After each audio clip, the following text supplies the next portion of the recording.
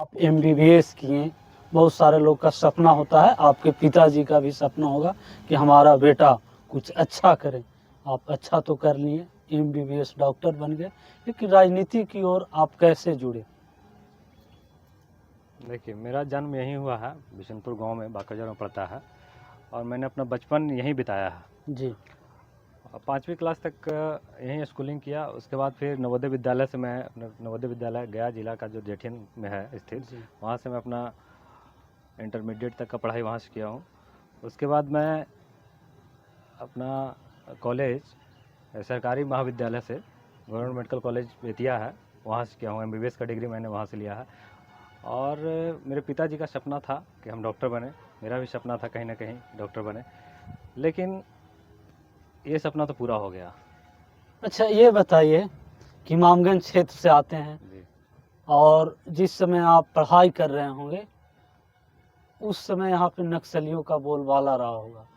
तो ऐसे परिवेश में जब इसे नक्सल प्रभावित क्षेत्र के नाम से जाना जाता था, पढ़ाई की ओर इतना रुचि और बहुत सारे लोग नहीं पढ़ पाए, तो घर का माहौल था, उस तरह का परिवेश मिला, कहीं और कहीं से प्रेरित हुए? नहीं, इसमें तो मेरे मम्मी पापा जो हैं उनका सबसे बड़ा योगदान रहा कि अपने बच्चे लोग को अच्छा शिक्षा दिए हैं, अच्छे जगह पे पहुंचाएं।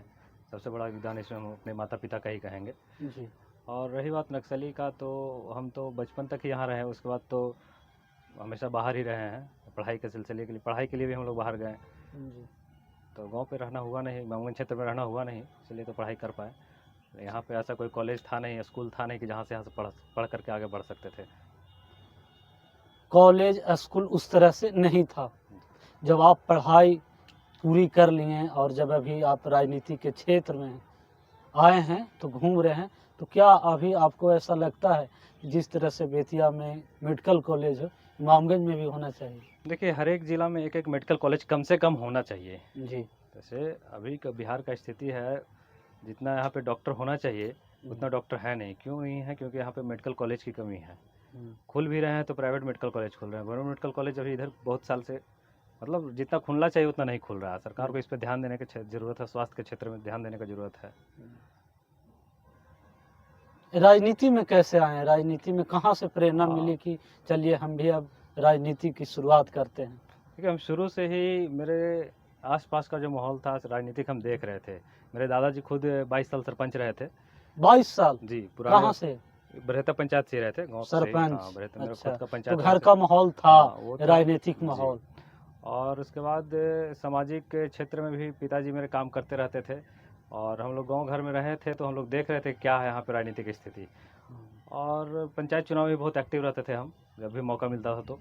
इससे शुरू से मतलब जब छुट्टियां बिताने हाँ, आते थे तो पंचायत चुनाव जी, पड़ जाता था उस जी, समय, जी, तो जी, एक्टिव रहते जी, थे। जी। जी। तो शुरू से है कि राजनीतिक से हम मतलब पीछे नहीं रहे हैं, हमेशा राजनीतिक में एक्टिव रहे हैं।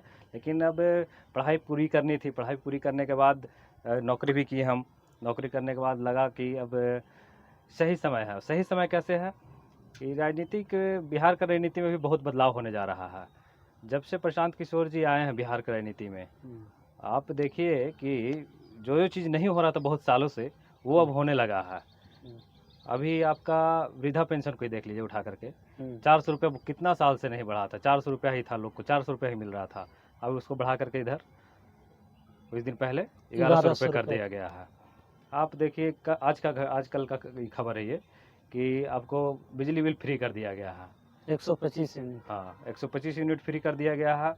1 करोड़ 67 लाख जनता को, घर को बिजली फ्री में दिया जा रहा है। तो आप ये कहना चाह रहे हैं कि जो आपके नेता हैं, जी, जनसुराज पार्टी के सूत्रधार कहे जाते हैं, प्रशांत किशोर, जिस तरह से मुहिम चला रहे हैं पूरे बिहार में, उनके सामने बिहार के मुख्यमंत्री नीतीश कुमार झुक गए हैं?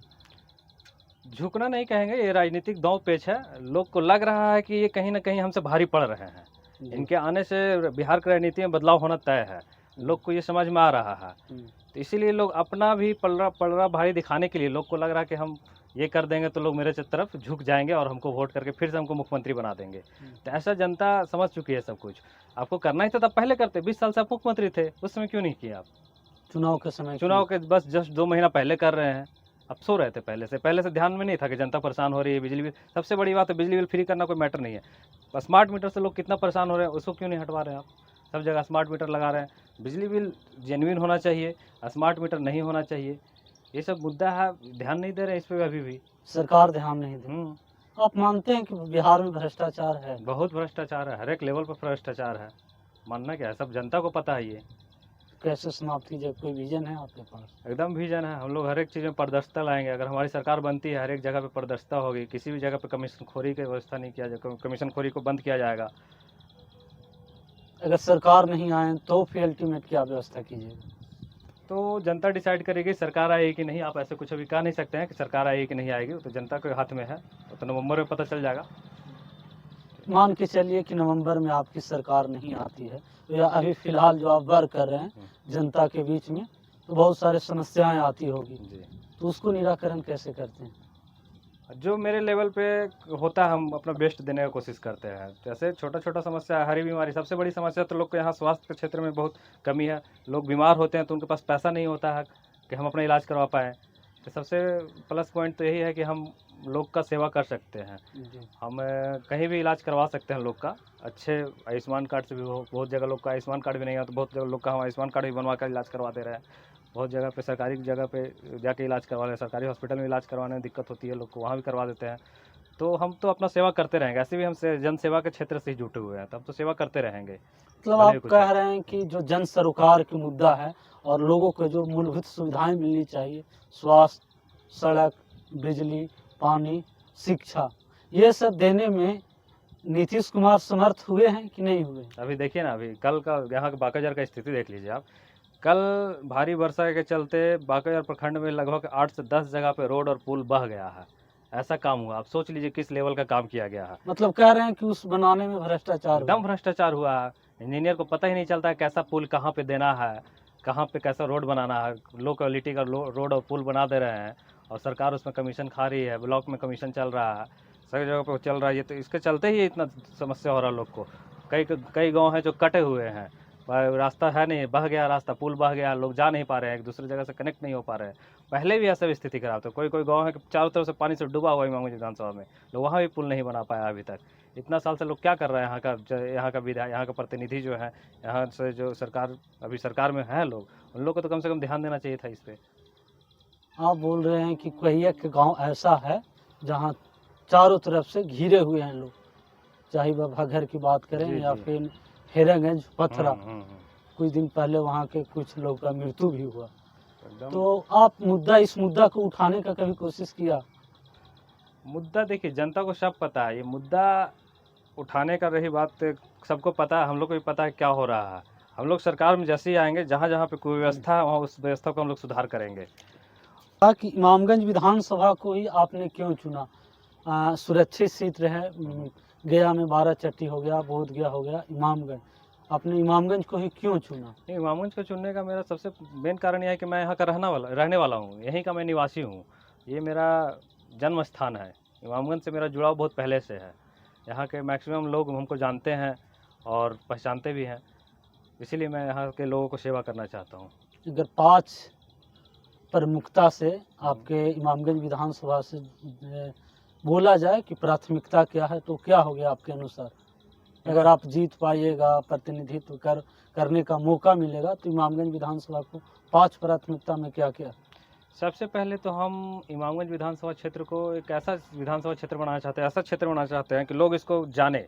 जैसे आप देखिए राजगीर को, राजगीर में क्या था पहले और अब क्या है, ठीक है। आप अभी जाइएगा राजगीर तो एक दिन में घूम नहीं पाइएगा। तो लगभग सेम सिचुएशन यहाँ भी है, समझ रहे बात को। पर्यावरण कंडीशन, भौगोलिक जो स्थिति है वहाँ का, राजगीर का, इमामगंज का, दोनों का लगभग सेम है। यहाँ भी पहाड़ से घिरा हुआ बहुत सा गांव है, बहुत सा जगह है जो पहाड़, चारों तरफ पहाड़ी क्षेत्र है। तो आप इसको पर्यटन के रूप में हम लोग विकसित कर सकते हैं। यहाँ पे भी जंगल सफारी खोल सकते हैं। यहाँ पे भी क्या वो ग्लास ब्रिज बना सकते हैं। लेकिन वहाँ के मुख्यमंत्री हैं नीतीश कुमार। यही ना हम कहना चाह रहे हैं आपसे कि एक सौतेला व्यवहार किया जा रहा है इमामगंज के लोगों के साथ। यहाँ भी डेवलप कीजिए, आप इसको भी डेवलप कीजिए। ये तो हो गया पर्यटन के क्षेत्र में, हम लोग पहला इसको ध्यान देंगे सबसे पहला। दूसरा है कि लोग यहाँ पे सबसे ज़्यादा 2 चीज़ से पीड़ित है। एक शिक्षा, लोगों को सही शिक्षा नहीं मिल पा रही है। बहुत सा घर में ऐसा है कि आप मतलब लोग पढ़े लिखे नहीं हैं। बहुत सा गांव में स्कूल तक का व्यवस्था नहीं, दूर दूर तक 2-3 किलोमीटर तक हम घूम रहे हैं, आसपास के 2-3 किलोमीटर का स्कूल नहीं है। लेकिन सरकार तो बोलती है कि प्राथमिक विद्यालय, मध्य विद्यालय जैसे और प्रत्येक हाँ पंचायत में एक हाई स्कूल का ठीक व्यवस्था किया ठीक गया। ठीक कहना ठीक है, लेकिन आप देखिएगा कि एक गांव हो गया, बड़ा सा गांव है, उसका एक टोला यहाँ है, तो एक टोला 1 किलोमीटर के बाद एक टोला है। तो ऐसे जगह पे एक गांव उसको मान लेती है सरकार, लेकिन टोला है वो, उसको देखिए ना, बच्चा यहाँ से वहाँ तक कैसे जाएगा 1 किलोमीटर तक पढ़ने के लिए, 2 किलोमीटर तक कैसे जाएगा।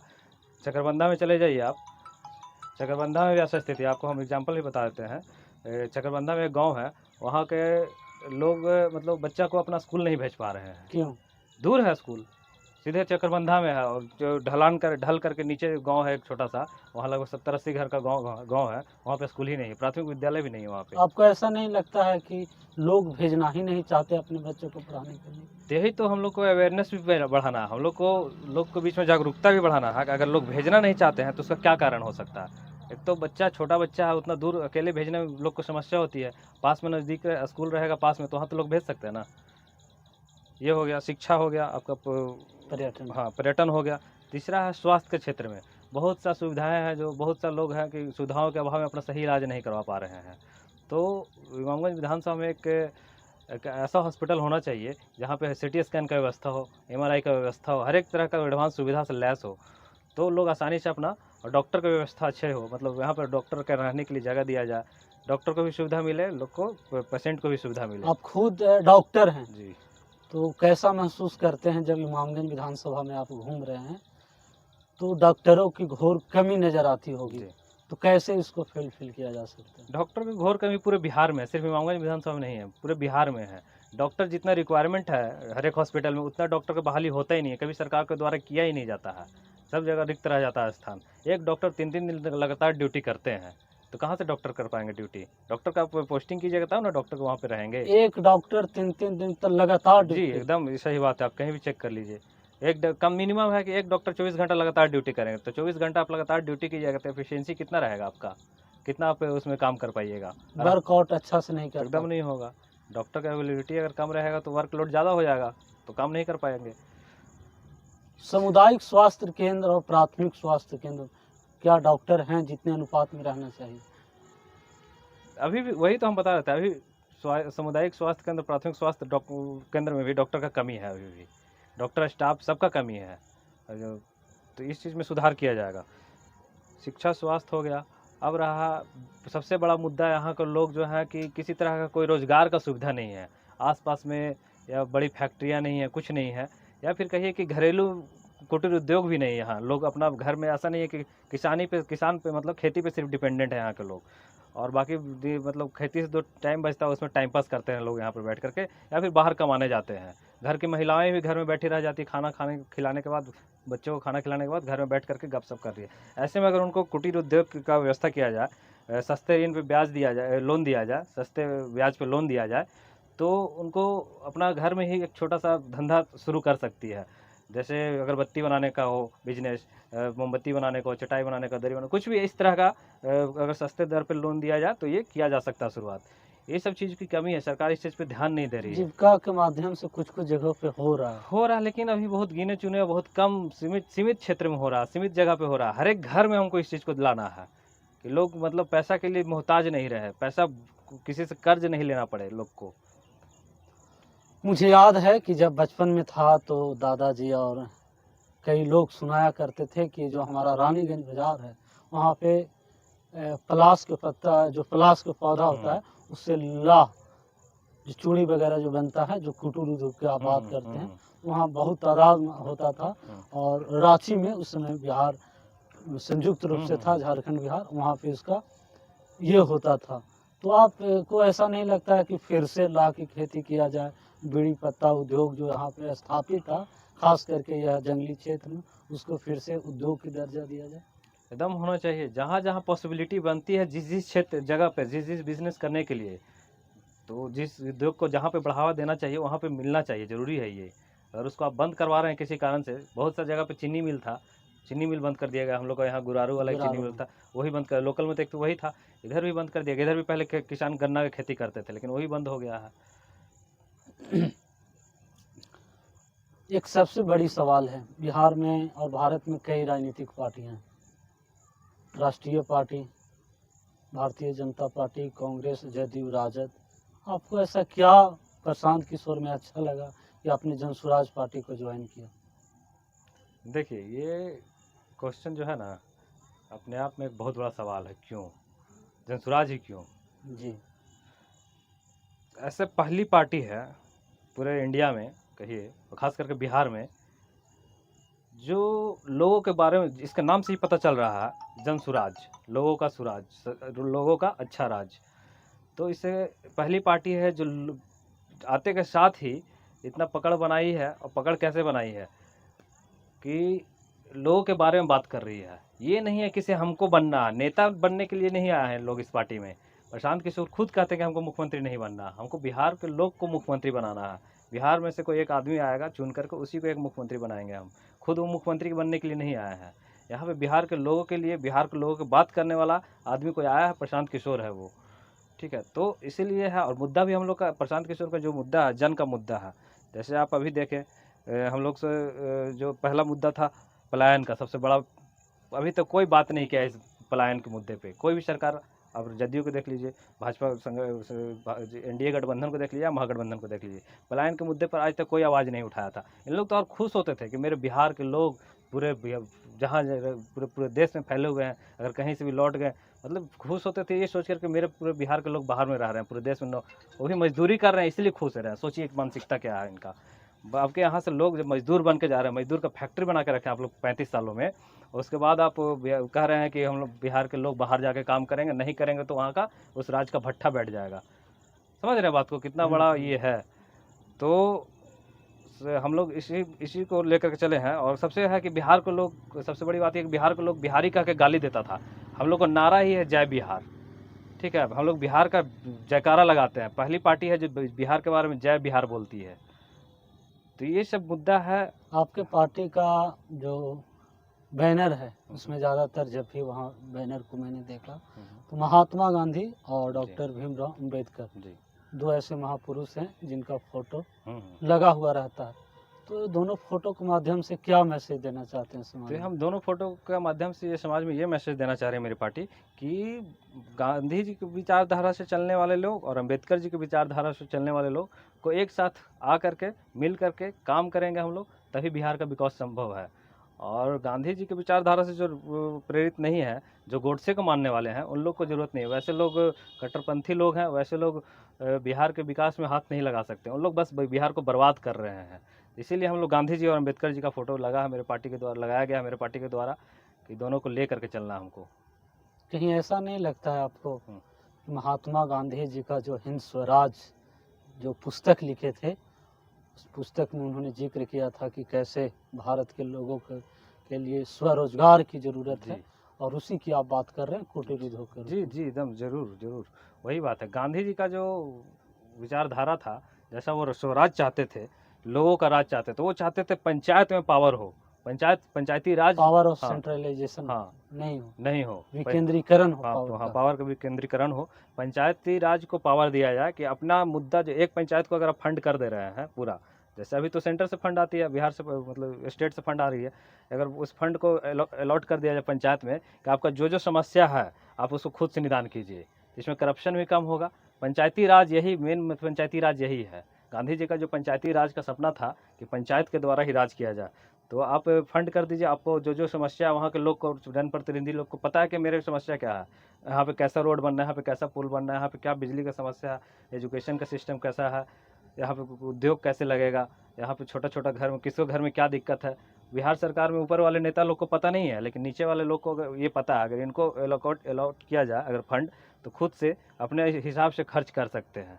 लेकिन बिहार में तो ये लागू है, पंचायती राज व्यवस्था लागू है, चुनाव भी हो रहा है, लेकिन आपका कहना है कि भ्रष्टाचार उसमें ज़्यादा इस तरह से जितना काम होना चाहिए नहीं हो पाता है, और आम जनता को उसका लाभ नहीं मिल पाता। तो पंचायती राज लागू है, ठीक है, लेकिन जो है कि ऊपर से आ रहा है, जैसा इंस्ट्रक्शन ऊपर से आएगा, पंचायती राज विभाग का आएगा जैसा इंस्ट्रक्शन, जो कि राज्य सरकार का जैसा इंस्ट्रक्शन होगा, ऐसा काम होता है। ऐसा नहीं है कि पंचायत वाले लोग चाहें कि हम ये कर लें तो वो कर सकते हैं खुद से। मुखिया अगर चाहेंगे कि हम ये करवा ले तो खुद से ये नहीं करवा सकते, ऊपर से इंस्ट्रक्शन आएगा कि ये करवा सकते हैं, तभी आप करवा सकते हैं। अगर आपकी सरकार बनेगी तो क्या करेगी, क्या हम लोग इसमें बदलाव सुधार करेंगे। क्या सुधार कीजिएगा? वही तो बताया आपको कि पंचायत को फंड अलॉट किया जाएगा और उसी के अनुसार फिर पंचायत के जो लोग रहेंगे, जो प्रतिनिधि वैसा हम लोग का मेंबरशिप बनेंगे लोग, वैसे लोग रहेंगे जो पंचायत को विकास की ओर लेके जाएं, क्या क्या कहाँ पे क्या काम हो।